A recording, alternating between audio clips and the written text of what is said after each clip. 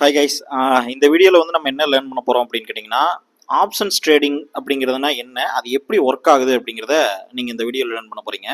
அதாவது ஒரு பிகினராக வர்றவங்களுக்கு ஆப்ஷன்ஸ் ட்ரேடிங்கை வந்து நான் டிஃப்ரெண்ட் ஆங்கிள் இருந்து நான் உங்களுக்கு வந்து அது எப்படி ஒர்க் ஆகுது, ஏன் ஆப்ஷன்ஸ் ட்ரேடிங் அப்படின்னு சொல்லி ஒன்று இருக்குது அப்படிங்கிறத பற்றி நான் சொல்லிகிட்டு இருக்கேன்.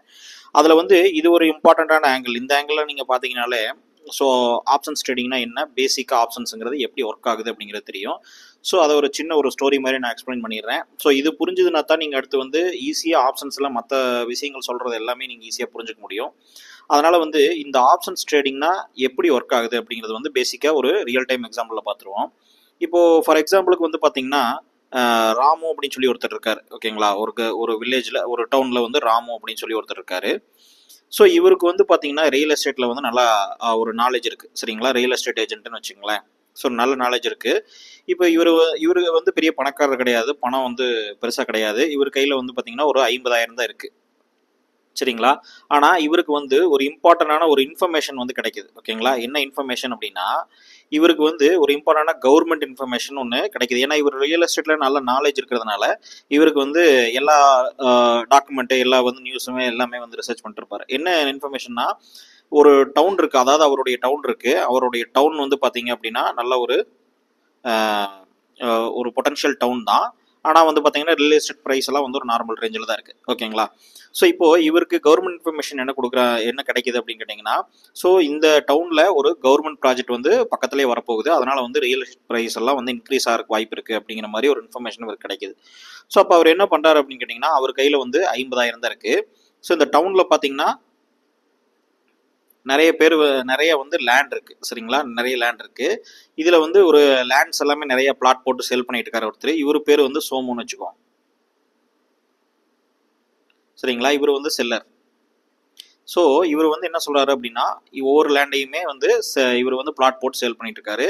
இப்போ இதில் வந்து பார்த்தீங்கன்னா 5 lakhsக்கு ஒரு லேண்ட் இருக்குது. ஓகேங்களா, ஸோ இப்போது இவர் வந்து என்னன்னா, இவருக்கு இன்ஃபர்மேஷன் தெரியும், ராமுக்கு வந்து இன்ஃபர்மேஷன் தெரியும். அதனால் வந்து அவர் என்ன பண்ணுறாரு அப்படின்னு கேட்டிங்கன்னா, 50,000 அட்வான்ஸாக கொடுத்து 50,000 பார்த்தீங்கன்னா அட்வான்ஸாக கொடுத்து இந்த 5 lakhs ஒர்த் ஆஃப் லேண்ட் இருக்குது பார்த்தீங்களா, 5 லட்ச ரூபா லேண்டை வந்து அக்ரிமெண்ட் போட்டுறாரு. நான் இந்த ப்ரைஸில் நான் 5 லட்ச ரூபா ப்ரைஸ், கரண்ட் ப்ரைஸ் சொல்லியிருக்காரு, அந்த 5 லட்ச ரூபா ப்ரைஸில் 50,000 அட்வான்ஸ் கொடுத்து ஒரு அக்ரிமெண்ட் போட்டுக்கிறாரு. ஸோ இந்த அக்ரிமெண்ட்டில் பார்த்தீங்க அப்படின்னா 3 மாதத்துக்குள்ளே இவர் வந்து இந்த லேண்டை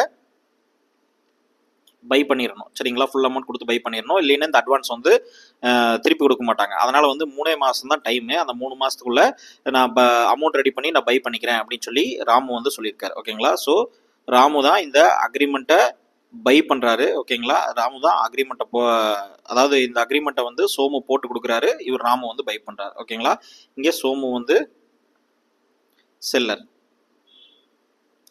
ஸோ உங்களுக்கு வந்து என்ன ஆயிருக்கு அப்படின்னு கேட்டிங்கன்னா, அடுத்து இவருடைய என்ன ஸ்ட்ராட்டஜி அப்படின்னு நான் சொல்கிறேன். இப்போ அடுத்து வந்து பார்த்தீங்க அப்படின்னா கவர்மெண்ட் ப்ராஜெக்ட் வந்து வந்துடுது. ஓகேங்களா, ப்ராஜெக்ட் வந்து வந்துடுது. அது ஒரு 2 மாதத்துக்குள்ளே வந்து பார்த்தீங்கன்னா வரப்போகுதுன்னு சொல்லி எல்லா இன்ஃபர்மேஷனும் வந்து எல்லா பீப்புள்ஸ்க்குமே வந்து வெளியே தெரிய ஆரம்பிக்குது. அப்போ என்ன ஆகுது அப்படின்னு கேட்டிங்கன்னா, இந்த 5 lakhs லேண்ட் இருக்கு இல்லைங்களா, இந்த 5 lakhs லேண்டு வந்து 10 lakhs ஜம்ப் ஆயிடுது. ஓகேங்களா, 10 lakhs ப்ரைஸ்க்கு வந்து எல்லாரும் சேல் பண்ண ஆரம்பிச்சிடுறாங்க பக்கத்து லேண்ட் எல்லாமே.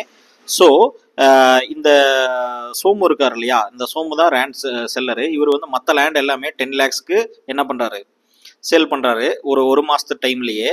ஆனால் ராமு வந்து ஆல்ரெடி வந்து என்ன பண்ணியிருக்காரு, 50,000 கொடுத்து 50K கொடுத்து அக்ரிமெண்ட் போட்டிருக்காரு. ஸோ இவர் வந்து வேணும்னா இந்த லேண்டை வந்து பை பண்ணலாம் இல்லைங்களா, அந்த லேண்டை வந்து வேணும்னா அவர் பை பண்ணலாம், வேண்டாம் அப்படின்னு சொல்லினா அவர் விட்டுறலாம். ஓகேங்களா, விட்டுட்டாரு அப்படின்னாலும் நமக்கு ஆட்டோமேட்டிக்காக என்ன ஆகிடும், அவர் வந்து வேற பக்கம் சேல் பண்ணிக்குவார் அந்த லேண்டை. அதே மாதிரி இவருக்கு லாஸ் வந்து ஒன்லி 50,000 மட்டும்தான். ரைட்டுங்களா, இந்த 50K மட்டும்தான் லாஸ் ஆகும். ஸோ இதை வந்து நீங்கள் இம்பார்ட்டண்டாக இந்த கான்செப்டை புரிஞ்சுக்கணும். ஏன் இது சிம்பிளான கான்செப்ட் தான், ஏன் இதை அழுத்தி சொல்கிறேன் அப்படின்னு கேட்டிங்கன்னா, இவருக்கு வந்து பார்த்தீங்கன்னா ஒரு ரைட்ஸ் இருக்குது. அதாவது வந்து 5 lakhs rupeesல நான் இந்த லேண்டை 3 மாதத்துக்குள்ளே வாங்கக்கூடிய அந்த ரைட்ஸை வந்து சோமு கொடுக்குறாரு. ஆனால் அதை வாங்கியே ஆகணுங்கிற அந்த ஆப்ளிகேஷன் வந்து இவருக்கு கிடையாது. ஓகேங்களா, ஸோ அதை நீங்கள் வந்து தெளிவாக புரிஞ்சுக்கணும். ஸோ இந்த ரைட்ஸ் இருக்குது, அதாவது இவருக்கு வந்து 5 லட்சம் ரூபாய்க்கு இந்த லேண்டை வாங்கிக்கலாம் 3 மாதத்துக்குள்ள அப்படின்னு சொல்லி ரைட் இருக்குது, ஓகேங்களா. ஆனால் அவர் வாங்கி தான் ஆகணுங்கிற அந்த அப்ளிகேஷன் கிடையாது. ஸோ இதுதான் இம்பார்ட்டன்ட்.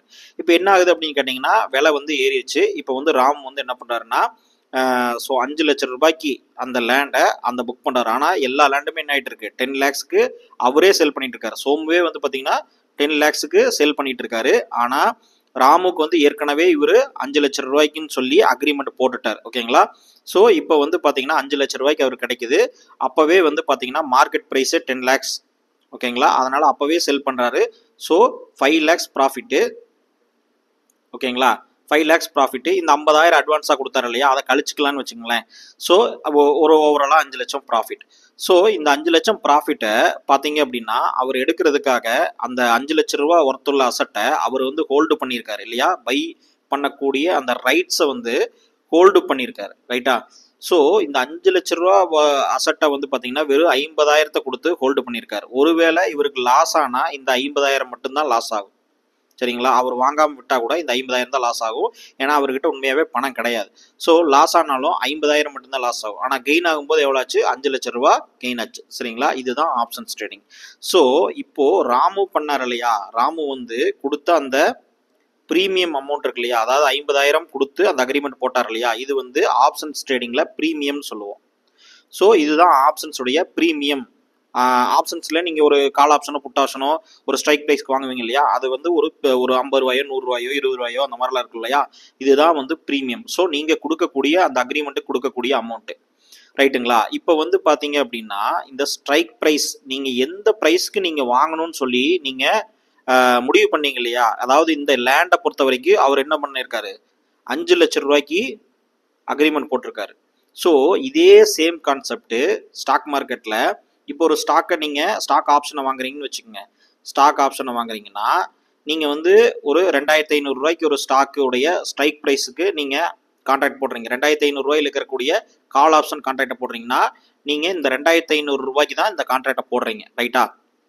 ஸோ இதுதான் ஸ்ட்ரைக் ப்ரைஸ். இது வந்து அந்த இடத்துல 5 லட்சம் சொல்கிறார். இப்போது அந்த சோமு இருக்கிறார் இல்லையா, சோமுக்கு வந்து இது தெரியும், ஓகேங்களா. சோமுக்கு வந்து ஆல்ரெடி தெரியும் ராமுவை, அவர்கிட்ட பணம் கிடையாது. ஸோ இந்த அக்ரிமெண்ட்டை மட்டும்தான் போடுறாரு. 3 மாதத்துக்குள்ளே விலை ஏறுச்சுன்னா அவருக்கு லாபம் தான். விலை ஏறலை அப்படின்னு கேட்டிங்கன்னா அவருக்கு நஷ்டம் தான். அதாவது அந்த 50,000 வந்து நான் கொடுக்க மாட்டேங்கிறதா ஆல்ரெடி அவருக்கு தெரியும். ஸோ சோமுங்கிறவர் செல்லர் இல்லையா, செல்லர் வந்து ஆல்ரெடி தெரியும். ஆனால் அவருக்கு வந்து கெயின் ஆகக்கூடியது அந்த 50,000 வந்து என்ன ஆகும், அவருக்கு வந்து கம்ப்ளீட்டாக கெயின் ஆகிடும். ஸோ இதுதான் வந்து இவர் தான் ஆப்ஷன் செல்லர், ரைட்டுங்களா. ஆப்ஷன் செல்லருக்கு மினிமம் ப்ராஃபிட் ஒரு ஃபிக்ஸ்டு ப்ராஃபிட் தான் கிடைக்கும். ஒன்றும் 50,000 அவருக்கு தெரிஞ்சதே சொல்கிறார், அவரால் இடம் வாங்க முடியலன்னா அந்த 50,000 இவருக்கு லாபம், ரைட்டுங்களா. ஸோ அப்படி ஒரு வேளை வாங்கிட்டாருன்னா வழக்கம் போல் அந்த 5 லட்ச ரூபா இருக்கு இல்லையா, அந்த 5 லட்ச ரூபா மேலே எவ்வளோ போகுதோ அந்த அமௌண்ட்டை கொடுக்கணும். ஸோ ஒரு வேளை வந்து பார்த்தீங்க அப்படின்னா சோமு வந்து இங்கே வந்து கிடைக்கக்கூடிய அமௌண்ட் அப்படிங்கிறது வந்து பார்த்தீங்கன்னா வெறும் 50,000 தான். ஸோ ஃபிக்ஸ்டாக அவருக்கு வந்து என்ன ஆயிருக்கு, 50,000 தான்.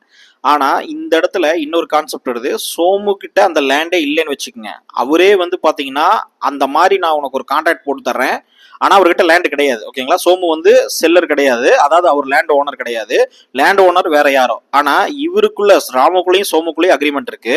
ஒருவேளை ராமு ஜெயிச்சிட்டாரு அப்படின்னு கேட்டிங்கன்னா, ராமுக்கு வந்து அந்த சொன்ன மாதிரி விலை ஏறிடுச்சு, அந்த 3 மாதத்துக்குள்ள நான் வாங்கிக்கிறேன்னு சொல்லி அமௌண்ட்டை கொண்டு வந்தாரு, இல்லை நான் வாங்கிக்கிறேன் அப்படின்னு சொல்லி சொன்னாரு அப்படின்னா, அப்போ சோமு என்ன பண்ணணும்னு கேட்டிங்கன்னா அந்த இடத்த 5 லட்ச ரூபாய்க்கு வாங்கி இவருக்கு கொடுக்கணும், கரெக்டுங்களா. ஸோ சோமு கிட்ட இடமே கிடையாது, சோமு கிட்ட நோ லேண்ட். ஆனாலும் அவரும் வந்து என்ன பண்றாரு, ராமு மாதிரியே ஒரு ஐடியா பண்றாரு. சரி ஓகே, அந்த இடம் விலை ஏறாது, அதனால வந்து எனக்கு அந்த 50,000 ரூபாய் கிடைச்சா லாபம் அப்படின்னு சொல்லி அவரு ஒரு பிளான் பண்ணி அவர் வந்து இடமே இல்லாம அந்த இடத்த வந்து விற்கிறாரு மீன்ஸ் அந்த இடத்த நான் வாங்கி கொடுத்துட்றேன், உனக்கு 3 மாசம் டைமு, அந்த 3 மாசம் டைமுக்குள்ள நீ 5 லட்ச ரூபா ரெடி பண்ணிட்டீங்கன்னா அந்த இடத்த வாங்கி கொடுத்துட்றேன் அப்படின்னு அவர் சொல்றாரு. ஸோ இப்போ என்ன ஆகுது அப்படின்னு கேட்டிங்கன்னா இடமே இல்லாமல் இவர் வந்து இந்த இடத்தையே வாங்காமல் ஆப்ஷன்ஸை செல்லிங் பண்ணியிருக்காரு, கரெக்டாக. அப்போ வந்து பார்த்தீங்கன்னா இவர் வந்து பார்த்தீங்கன்னா நேக்கடாக சேல் பண்ணியிருக்காருன்னு அர்த்தம், இவர்கிட்ட ஹோல்டிங் இல்லை. அந்த மாதிரி ரிலையன்ஸில் இப்போ நம்ம வந்து ஆப்ஷன் செல்லிங்கே நிறைய பேர் பண்ணுறாங்கன்னா நம்ம வந்து அதை ஹோல்டிங் பண்ண மாட்டோம். அதாவது இப்போ ரிலையன்ஸை பை பண்ணிட்டு தான் நம்ம ஆப்ஷன் செல் பண்ணுறோம் அப்படின்னு கிடையாது, நம்ம டேரெக்டாகவே போய் ஆப்ஷன் செல் பண்ணலாம். இதுதான் நேக்கடு ஆப்ஷன் செல்லிங் அப்படின்னு சொல்லுவோம், சரிங்களா.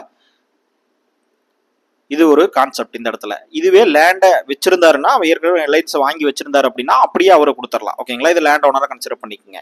இப்போ இவருக்கு வந்து என்னன்னா நேக்கட் ஆப்ஷன் செல்லிங்ல இப்போ என்ன பிரச்சனை அப்படின்னு கேட்டீங்கன்னா, ஒருவேளை லேண்ட் வந்து 10 லட்சம் போயிருச்சு. இப்பவே வந்து பாத்தீங்கன்னா சோமு என்ன பண்ணியிருக்காரு, லேண்ட் அவர்கிட்ட இல்லைன்னா 10 lakhs கொடுத்து அவர் வாங்கி 5 lakhsக்கு இவர்கிட்ட கொடுக்கணும். ரைட்டுங்களா? ராமு கிட்ட கொடுக்கணும். ஸோ அப்போ அவருக்கு என்னது, சோமுக்கு வந்து பார்த்தீங்கன்னா கிட்டத்தட்ட -5 lakhs, 5 லட்ச ரூபா லாஸ். ஒருவேளை 15 லட்சமா போச்சுன்னு வச்சுங்களேன், 10 லட்ச ரூபா லாஸ் ஆகும். ஸோ ஆப்ஷன் செல்லருக்கு வந்து என்ன ஆகுது அப்படின்னு கேட்டிங்கன்னா, அவருக்கு வந்து லாஸ் வந்து அன்லிமிட்டெட்.